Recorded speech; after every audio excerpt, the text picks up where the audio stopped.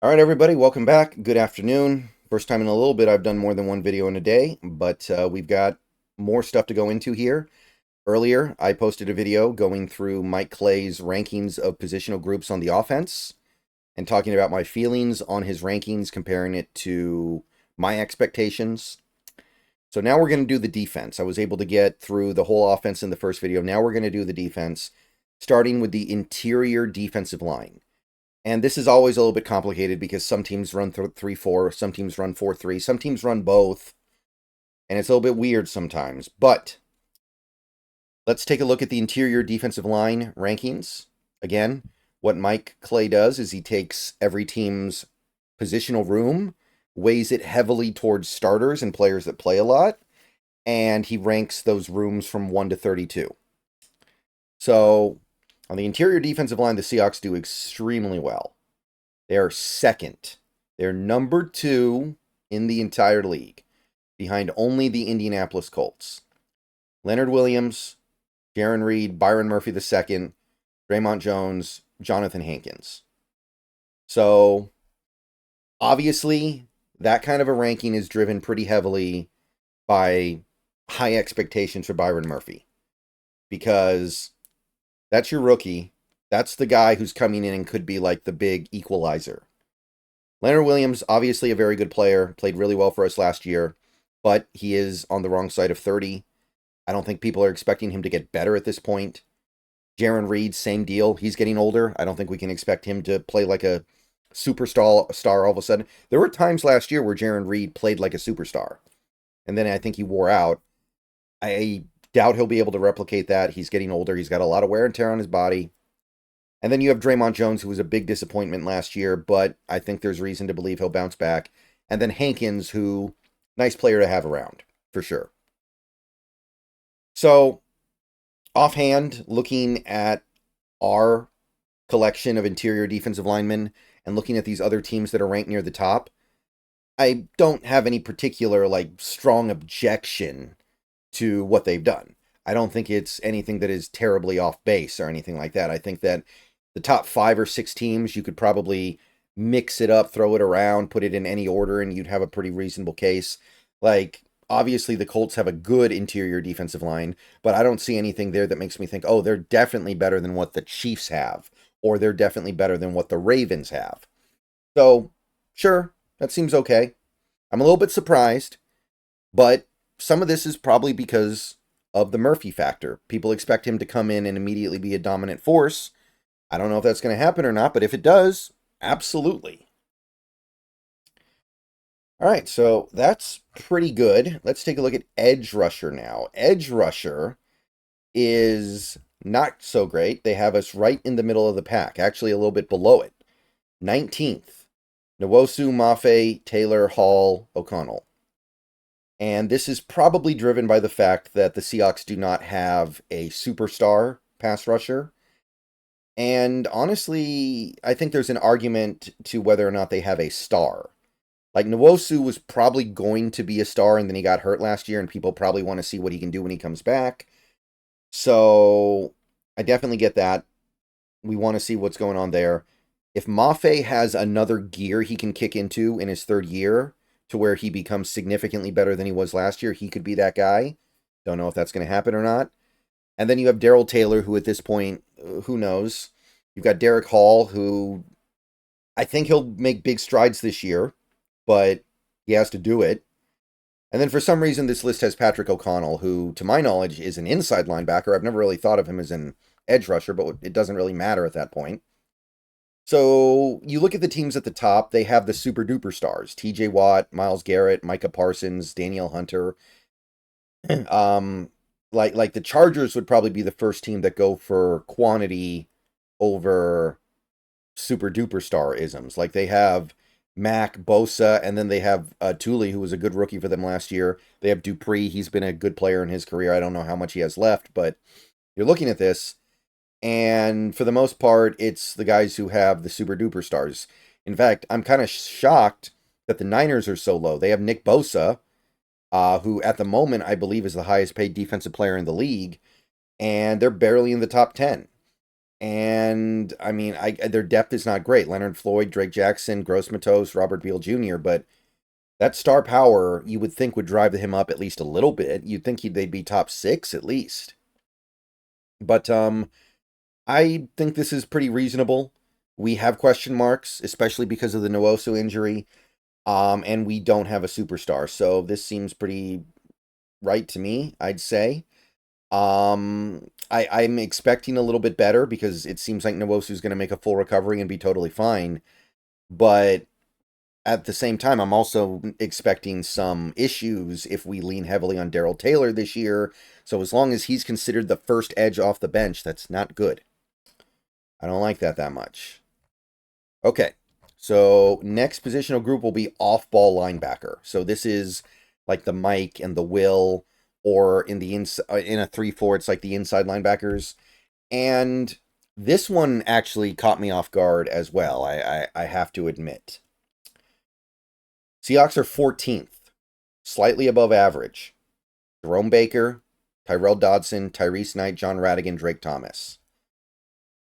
I fully expected us to be near the bottom, and honestly, I kind of feel like we should be, at least closer to the bottom than this.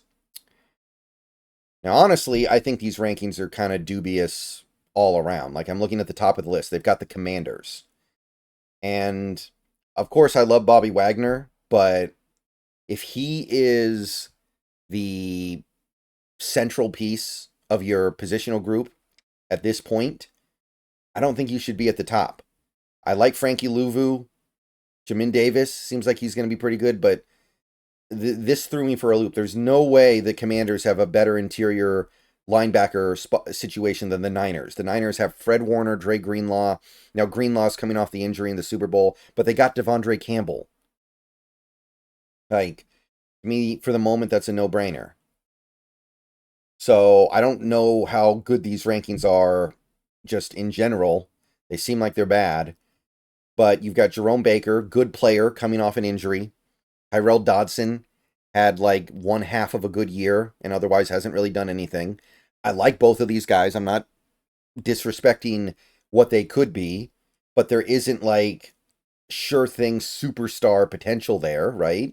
I'm not looking at those guys and I'm going, oh yeah, these are money in the bank Pro Bowlers. Tyrell Dodson might not even be a starting caliber player, and last year could have been an aberration. The sample size is that small. And then you've got Tyrese Knight, a rookie. John Radigan, Drake Thomas have never done anything in the NFL. I'm surprised about this one. I think we should be significantly lower. I don't think that we have a top half linebacker room, off-ball linebacker room in the NFL. I just don't. So, I don't know exactly where that one comes from, but if this ends up being accurate and reflecting what actually happens when the season starts, I will be thrilled. If we have an above average off-ball linebacker room this year, I think that's amazing because we didn't spend very much money or resources on it, and we got guys who are kind of damaged goods and people aren't really sure what they are. I like them. I think it's a good strategy because off-ball linebacker doesn't matter as much as it used to. But offhand, I would expect a team like the Ravens to certainly have better linebackers than we do. And I say that as somebody who doesn't really know what they have going on behind the top two guys. But to me, their top two guys are far more interesting and compelling. Okay, so that's it for off-ball linebacker. Not really buying that one. I think we should be lower. Let's take a look at cornerback here. Let's take a look at the cornerback position.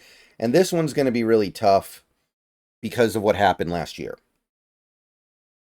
So the Seahawks are 11th, so they are above average, not quite in that good range.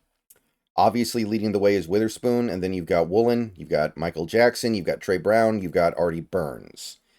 I don't expect Artie Burns to end up making the team. I would honestly probably sub out Artie Burns here in favor of one of the rookies, whichever one you like better.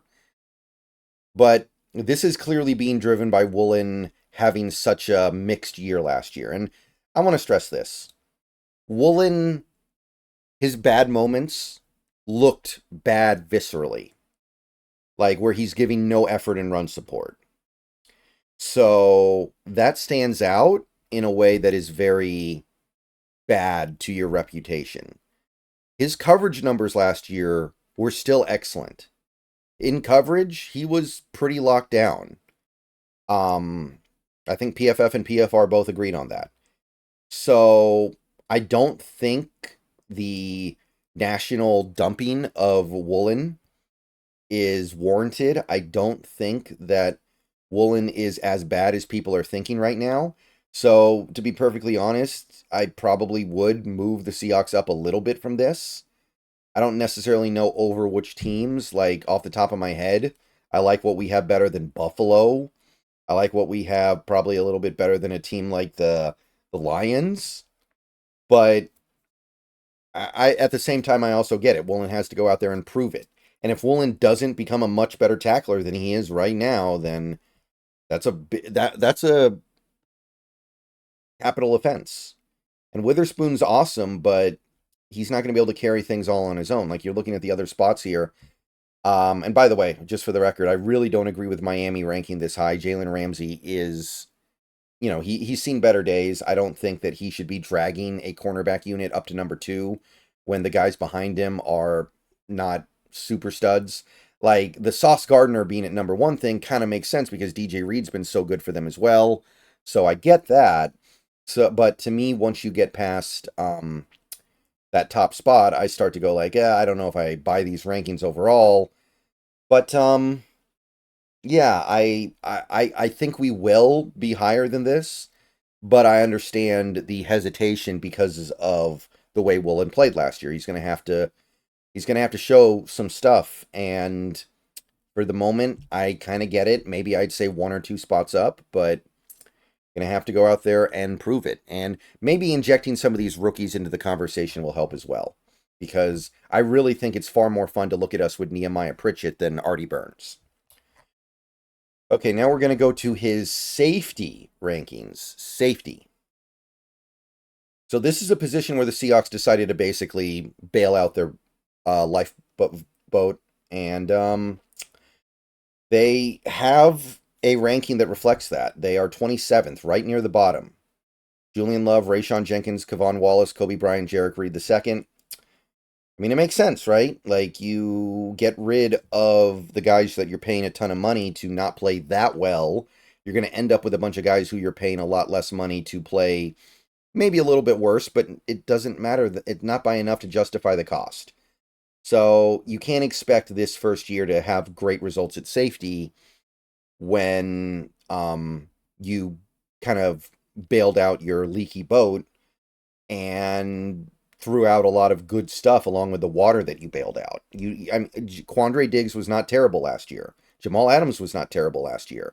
They just weren't worth the money and weren't worth the risk. So can't argue with that. I mean, I don't know a ton about every single safety in the league, but I would expect our safety group to be a bit of a concern point for the team this year. I would. And yeah, that's the safety stuff. And he does not do special teams or anything like that. So that's it. That's everything. And I think he did pretty good overall. I don't know if I buy some of it, but quite a bit of it's good. Quite a bit of it makes sense to me. Let me know what you guys think. Let me know how you feel about this. Obviously, I voiced some of my issues with his rankings, but it's not easy to do this stuff. It's not easy to try to do this stuff. I completely understand it. When you're trying to look at hundreds and hundreds and hundreds of players across the NFL, you're going to make some clear and obvious mistakes. You're going to end up with some stuff that you might look at in 2 days and go, oh, that doesn't really make sense. All right. Going to post a video tomorrow. You can catch me on Twitch later tonight at some point, I'm sure. And I'll see you guys later. Go Hawks.